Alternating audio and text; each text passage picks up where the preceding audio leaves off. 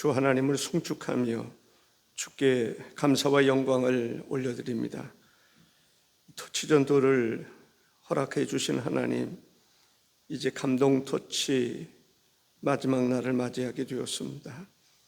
우리가 지속적으로 정말 감동을 줄 수 있는, 끼칠 수 있는 그러한 모든 성도들이 다 되게 하여 주시기를 원합니다. 이 시간 예배하는 자를 우리가 정말 예배하는 자로 이렇게 모여싸우니 우리의 예배가 신령과 진리로 예배하는 귀한 시간 되기를 원하옵고 예수님의 이름으로 기도하옵나이다. 아멘. 경기도 양평에 가면 서종이라고 하는 마을이 있습니다. 그곳에 호철이라고 하는 아이와 엄마가 살고 있었습니다. 아이는 어렸을 때는 몰랐는데 엄마의 얼굴에 큰 화상이 있었습니다. 좀 흉측할 정도로 화상이 컸다고 그럽니다. 아이들이 엄마를 보면서 무섭다고 그러기도 하고 괴물 같다고도 하고, 그래서 그 아들은 그 엄마의 얼굴이 창피하게 느껴졌습니다. 때로는 엄마가 오면 도망가기도 했습니다. 한 번은 친구들이 야 너희 엄마다 이렇게 말하자 아니야 우리 엄마 아니야 하면서 달아났습니다. 그 모습을 지켜보던 이 문방구집 아저씨가 아이를 따라가서 잡고 이야기를 했습니다. 철이야, 너희 엄마가 아니라고? 아이는 울면서 아니에요, 우리 엄마는 저렇게 흉측하지 않아요 라고 소리쳤습니다. 문방구 아저씨가 엄마의 화상에 대해서 이야기를 해줬습니다. 언젠가 너희 집에 큰 불이 났었지. 그때 불이 너무 크기 때문에 아무도 그곳에 들어갈 수가 없었어. 그 집안에는 네가 혼자 울고 있었지. 소방관들도 들어가기를 포기했었어. 그때 밭에서 일을 하고 돌아온 너희 엄마가 너를 구하겠다고 들어가려고 하자 사람들이 만류했었지. 그럼에도 불구하고 너희 엄마는 그 불덩이 속에 뛰어들어갔지. 그리고 너를 안고 나왔단다. 그때 너희 엄마가 그 화상을 입게 됐다. 그런 얘기를 해줬습니다. 그때 아들이 울면서 엄마에게 달려가서 화상에 입을 맞추고 미안하다. 엄마가 가장 아름답다, 예쁘다 이렇게 얘기를 해줬답니다. 프랑스를 대표하는 사람이라고 할 수 있는지 모르겠지만 사르트르라고 하는 사람이 이런 얘기를 했습니다. 이 세상에 한 사람이라도 불행한 사람이 있다면 그 책임은 나에게 있다. 대단한 이야기를 했습니다. 이 세상에 한 사람이라도 불행한 사람이 있다면 그 책임은 나의 책임이다 라는 거죠. 하나님께서 사람을 지으실 때에 하나님의 형상대로 지어주셨습니다. 흙으로 사람을 빚으시고 그 속에 영혼을 넣어주신 것입니다. 진정한 감동은 우리 하나님을 만났을 때 이루어집니다. 그러나 오늘 말씀드리고 싶은 것은 물론 하나님께서 바울을 다메섹 도상에서 만나주셨죠. 그것은 바울에게 있어서는 잊을 수 없는 일입니다. 하나님께서 감동을 주신 거예요.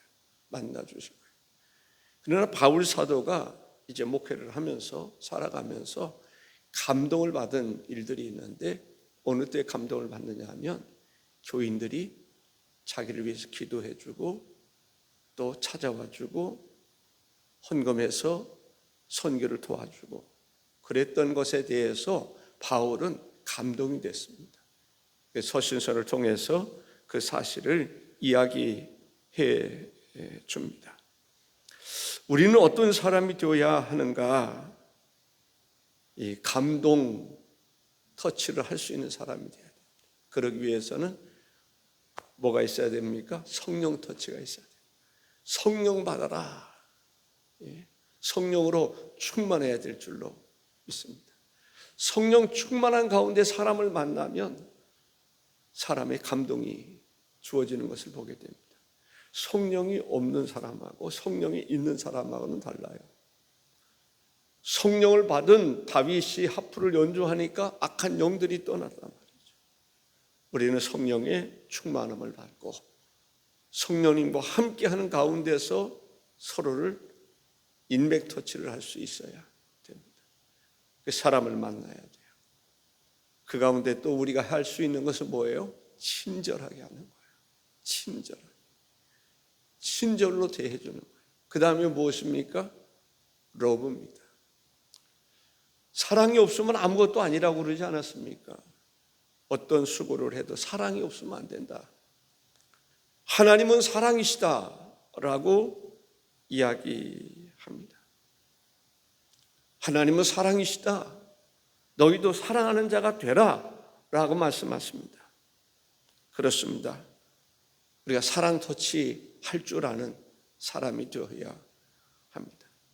이어서 우리가 뭐예요? 감동 터치입니다. 감동을 받아야 되고 감동을 줄 수 있는 사람이 되어야 합니다.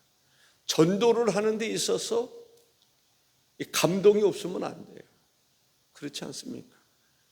전도를 할 때, 사람들을 만날 때 내가 먼저 감동을 받은 사람으로 기쁨이 충만하고 믿음이 충만하고 성령이 충만하고 그런 가운데서 그 사람을 만나야 감동을 줄 수 있다라고 볼 수 있습니다.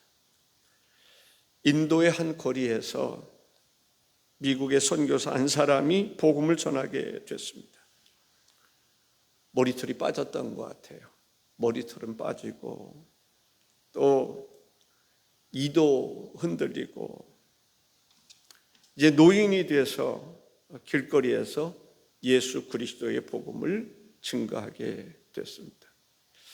지나가는 사람들이 그를 보고 비웃었다고 그래요. 머리도 빠지고 이도 보니까 빠져서 합주기처럼 됐고 얼굴도 별로 그렇게 내놓을 만하지 못했습니다. 그러나 이 선교사가 이렇게 이야기를 합니다. 내 모든 것이 몰골이 추하다 할지라도 아름다운 것이 있다. 그것이 바로 내 발이다. 사람들이 궁금했습니다. 겉으로 볼 때 머리도 빠졌고 이도 빠져서 합죽이고 몰골이 그런데 발이 또 얼마나 잘생겼나 궁금해서 발을 쳐다봤습니다. 그런데 발 역시도 아름답게 여겨지지 않았습니다.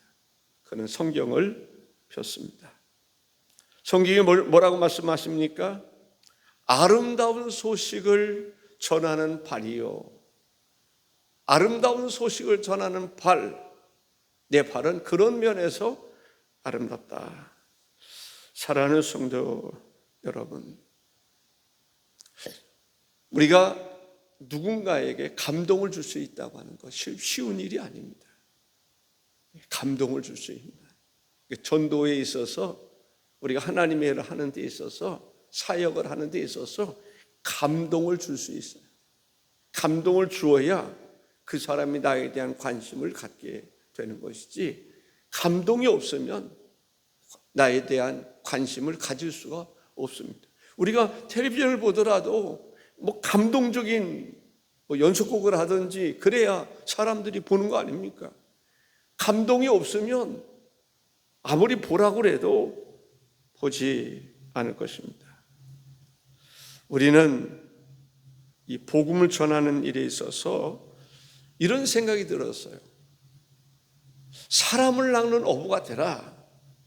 고기를 낚는 어부가 되지 말고 라고 그러는데 이 낚시를 하는 사람들을 보면요. 얼마나 우리로 말하면 기도 많이 할 것 같아요. 연구도 많이 해요. 어떤 고기를 잡기 위해서는 미끼는 뭐로 해야 되고 이런 거 있지 않습니까? 물고기가 딱 볼 때 이게 좀 미심적인 것도 있을 거예요. 그런데 보암직도 하고 먹음직도 하고 탐스럽기도 하고, 물고기가 이걸 삼킬까 말까 하다가 덥석 무는 경우들을 보게 됩니다. 그때 이제 낚시꾼들이 딱 가로채는 거죠. 낚아채는 거죠. 그렇습니다.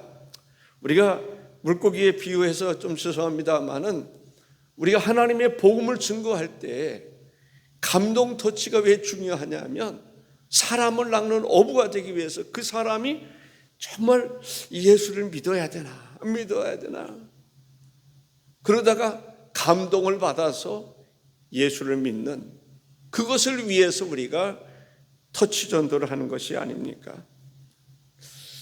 감동을 줄 수 있는 것이 무엇인가라고 말씀을 드립니다. 잔잔한 감동을 한 번에 딱 줄 수 있으면 참 좋겠지만, 사람들이 쉽게 그렇게 되지는 않습니다. 그래서 지속적으로 만나야 됩니다. 성령의 충만함 받고 성령의 감동을 받는 가운데서 만나야 됩니다. 만나서 인간관계도 갖고, 또 식사도 대접하고, 차도 한잔하고, 필요한 것이 무엇인가 살펴보기도 하고, 그리고 친절하게 대할 수 있어야 돼요. 이것이 계속되면서 가면 갈수록 전도는 쉬워질 수 있을 것입니다. 전도는 될 수 있을 것입니다. 멈추지 말아야 됩니다. 처음부터 또 가고 또 가고 또 가고 되풀이하고, 그래서 1년 하고 2년 하고 3년 하고 갈수록 하나님의 역사가 풍성하게 나타난다라는 것입니다.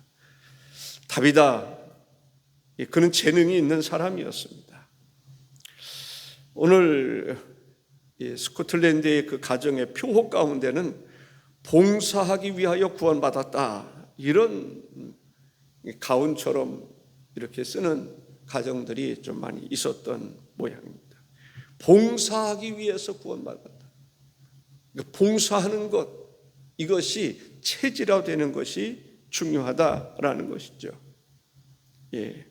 이 다비다라고 하는 사람은 정말 봉사할 줄 아는 사람이었어요. 재력이 얼마나 있었는지는 모르겠어요. 그러나 그 사람은 옷을 만들어서 속옷이 됐든지 겉옷이 됐든지 다른 형편이 어려운 사람들에게 나누어 줬습니다. 그것이 다른 사람들에게 있어서는 큰 감동이죠. 그런데 어떻습니까? 그 다비다가 죽었단 말이죠. 죽었을 때에 그 사람들이 포기할 수 없었어요. 그대로 둘 수가 없었어요.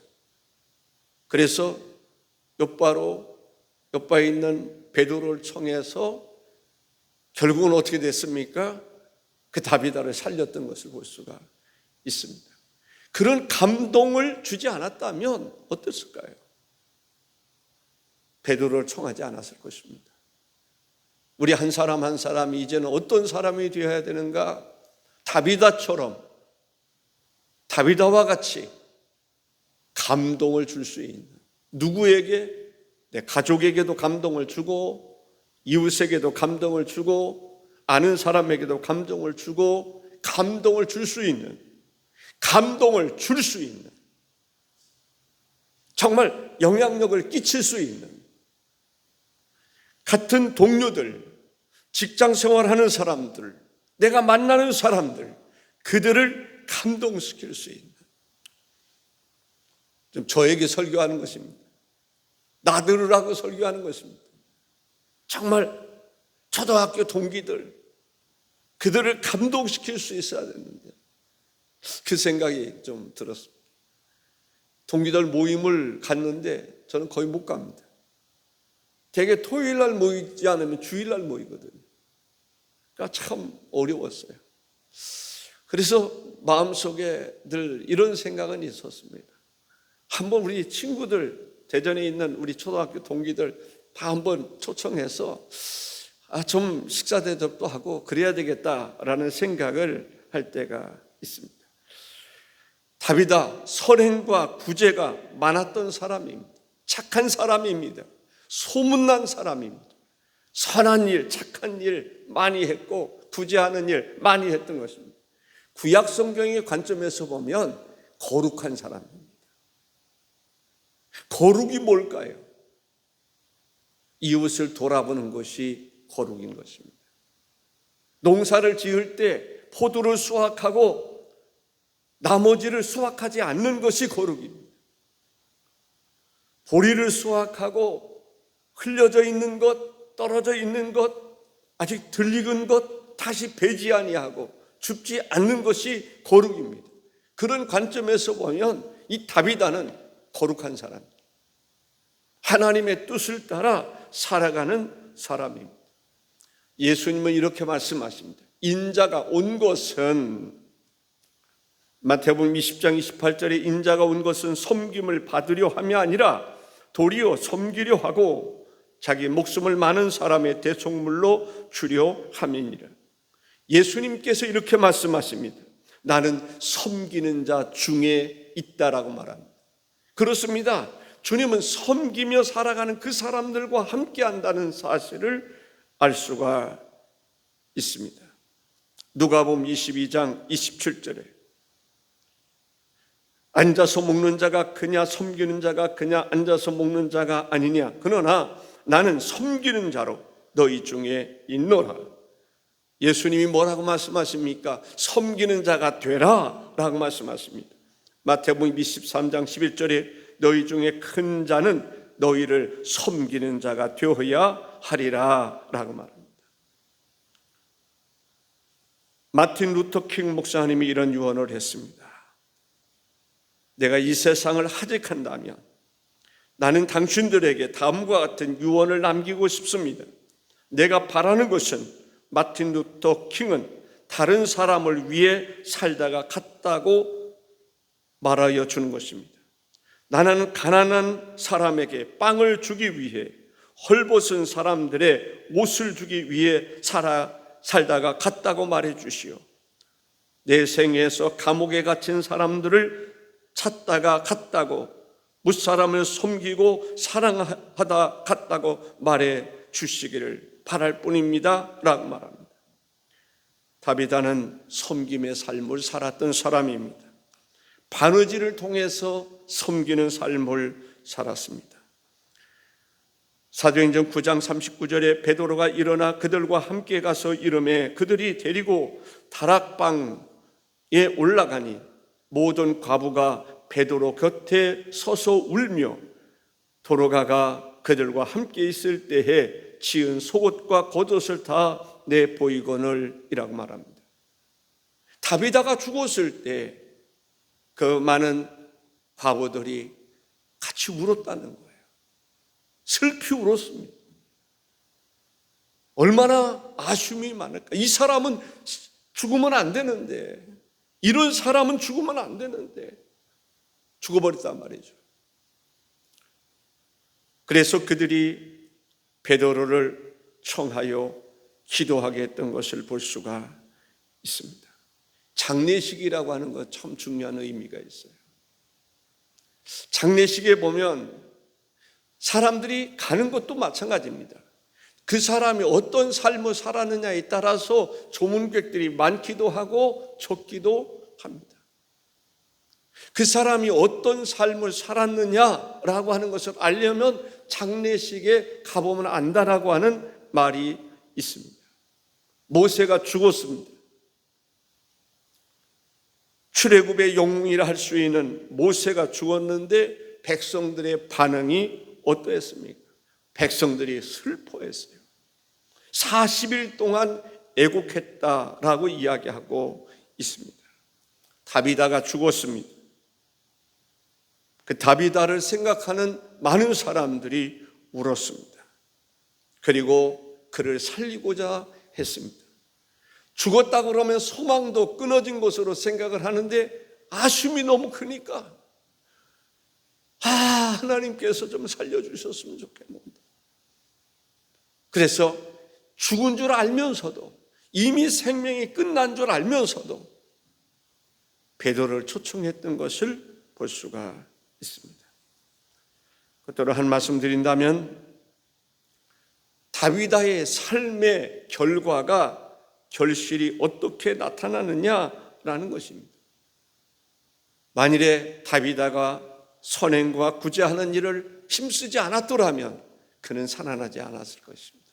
살아날 수 없었을 것입니다.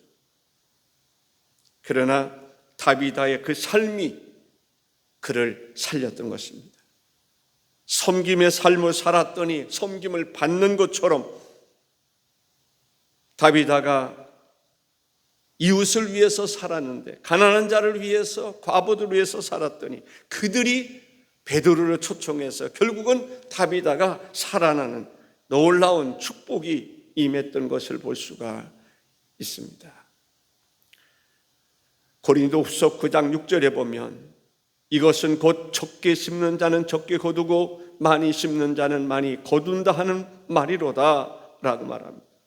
마태복음 10장 42절에 보면, 또 누구든지 제자의 이름으로 이 작은 자 중 하나에게 냉수 한 그릇이라도 주는 자는 내가 진실로 너에게 이르노니 그 사람이 결단코 상을 잃지 아니하리라 하시니라.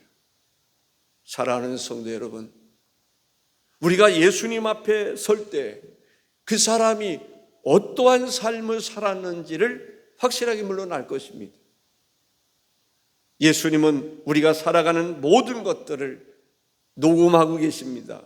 영상에 남기고 있습니다. 모든 것 영상으로 남길 수 없는 그 내면적인 것까지 다 헤아리고 계십니다. 갚아주실 것입니다. 그렇기 때문에 우리가 이 세상에서 어떤 삶을 살아가는 것은 이 세상에서도 구별된 삶을, 하나님의 은혜 가운데 삶을 살아가겠지만 영원한 나라에서 하나님 앞에서 심판 날에 충분한 보상을 받게 되리라고 믿습니다. 터치전도 우리가 감동을 줄 수 있는 그 삶을 우리가 살아왔는지를 돌이켜보면서 지금부터라도, 오늘부터라도 다른 사람을 감동시킬 수 있는, 내 가족이 됐든지 내 친척이 됐든지 내 이웃이 됐든지 내 동료가 됐든지 내가 만나는 사람이 됐든지 감동시킬 수 있는 사람 되기를 사모하기를 바랍니다. 기도하시기를 바랍니다. 그리고 실천할 수 있기를 주의 이름으로 축복합니다. 기도하시겠습니다. 존귀하신 주 하나님 아버지, 하나님, 사람은 감동을 받고 안 받는 거에 따라서 살아가는 것을 볼 수가 있습니다. 삶이 달라지는 것을 볼 수가 있습니다. 감동을 받으면 감동을 받은 대로 움직이는 것을 보게 됩니다. 하나님 아버지, 누가 감동을 시킬 것인가? 우리가 감동을 시키는 사람이 되기를 소원합니다. 감동을 줄 수 있는, 감동의 영향력을 끼칠 수 있는 저희들이 될 수 있도록 인도해 주옵소서.